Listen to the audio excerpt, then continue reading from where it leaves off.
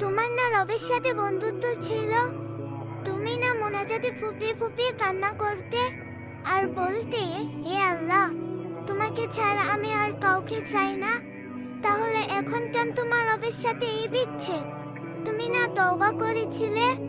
তুমি না আল্লাহর জন্য সব ছেড়ে দিয়েছিলে? তুমি না বুঝতে পেরেছিলে তোমার আসল ঠিকানা কোথায়? তুমি না মুমিন হতে চেয়েছিলে?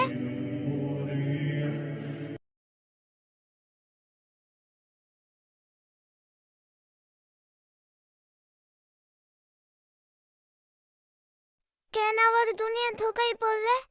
তুমি কি হেরে গেলে তোমার নফসের কাছে? আল্লাহর প্রিয় হতে পারলে না?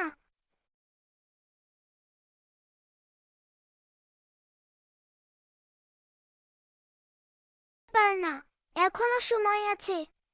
তুমি কি জানো না তোমার রব কত মহান? তিনি অবিক